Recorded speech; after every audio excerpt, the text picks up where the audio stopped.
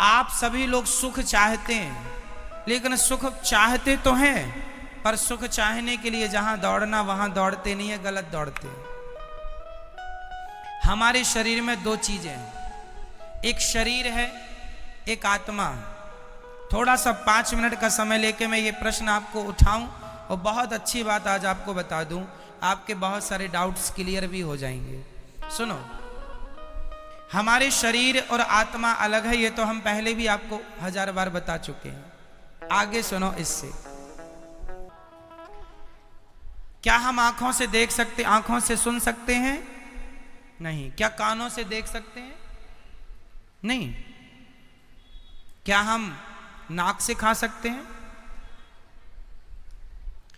समझो, ईश्वर ने सब चीजें अलग अलग बनाई हैं।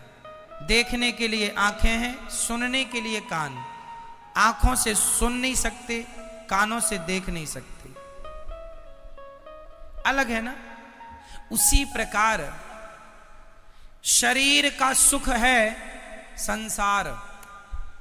शरीर का सुख क्या है? संसार क्या है? शरीर का सुख। गाड़ी, बंगला, पत्नी, पुत्र, परिवार, ये कहां का सुख है? शरीर का। अब रही आत्मा की बात, तो आत्मा का सुख किससे है?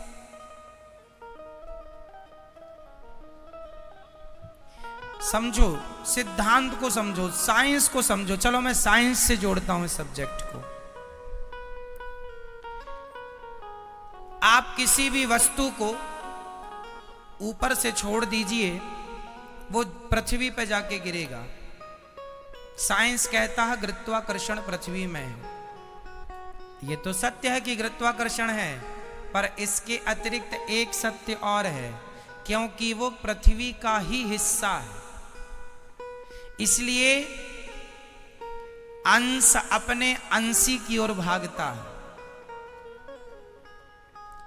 अंश हमेशा किसकी ओर भागेगा? अंशी की ओर। जैसे ये पुष्प, ये किसका अंश है?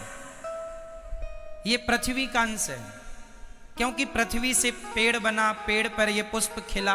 तो कुल मिला के, और ये आप रख दो, आप 2-4 दिन, 1 हफ्ता, महीने भर रख दो, ये अपने आप माटी हो जाएगा। कुछ ना करो, माटी हो जाएगा ये अपने आप, हाँ या ना। तो ये किसका अंश हुआ? मिट्टी का। अंशी कौन हुई? अंशी हुई पृथ्वी, और अंश हुआ ये। तो ये पृथ्वी का अंश है, इसलिए ये छोड़ने पर नीचे जाएगा, क्योंकि ये अंशी की तरफ जा रहा है। अब दूसरा, आग। आग हमेशा नीचे नहीं जाती। आग की ज्वाला, आग की लौ, आग की ज्योति ऊपर जाती है। क्यों? क्योंकि वो सूरज का अंश है, क्योंकि सूरज में आग है। तो हर अंश अपने अंशी की तरफ भागता है। हर अंश कहां भागता है? अपने अंशी की तरफ। आग किसका अंश है? सूर्य का। तो सूर्य की तरफ भागती है ना आग की ज्वाला, हमेशा ऊपर। तीसरा, इस धरती की नदियां हमेशा किसकी तरफ भागती हैं? समुद्र की तरफ। क्यों? क्योंकि वो समुद्र का अंश है। क्योंकि पानी जो बरसता है, समुद्र का ही तो वाष्पीकरण होता है पानी, और फिर वही बरसता है। तो वो एक्चुअली इनडायरेक्ट वो समुद्र का ही पानी है, बरसता है, नदियों में आया, फिर वो अपने अंश की तरफ भागा, अपने अंशी की तरफ। समझो, जैसे पृथ्वी का कोई भी हिस्सा वो पृथ्वी की तरफ भागता है, कोई भी पुष्प, कोई भी पत्थर, कोई भी मिट्टी का ढेला, क्योंकि वो पृथ्वी का अंश है, इसलिए पृथ्वी की तरफ। आग सूर्य का अंश है, इसलिए सूर्य की तरफ। नदी समुद्र का अंश है, इसलिए समुद्र की तरफ। और हमारी आत्मा ईश्वर का अंश है, ईश्वर अंश जीव अविनाशी। इसलिए जब ये ईश्वर की तरफ भागेगी तब ही इसे सुख मिलेगा, अन्यथा इसे कभी सुख मिल नहीं सकता। आप लोग रसगुल्ला खाते हैं, तो आप कहते हैं आनंद आ गया। अरे रसगुल्ला से शरीर को आनंद आ सकता है, इंद्रियों को आनंद आ सकता है, आत्मा का तो रसगुल्ला से कोई लेना देना नहीं। क्यों? आत्मा किसका अंश है? ईश्वर अंश।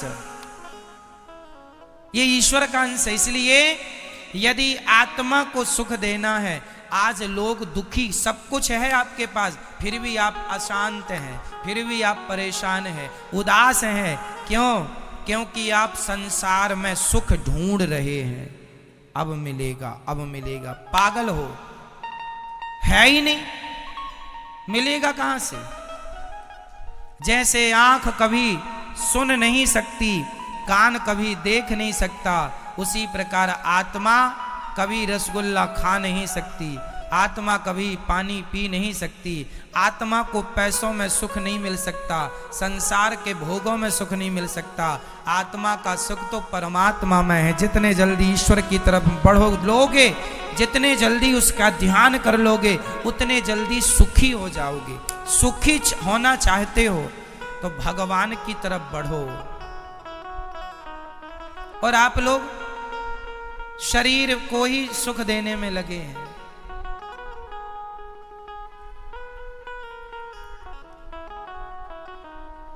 शरीर,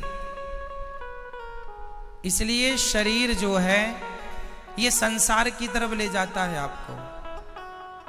क्यों ले जाता है? क्योंकि शरीर संसार से बना है। संसार में 5 चीजें हैं: पृथ्वी,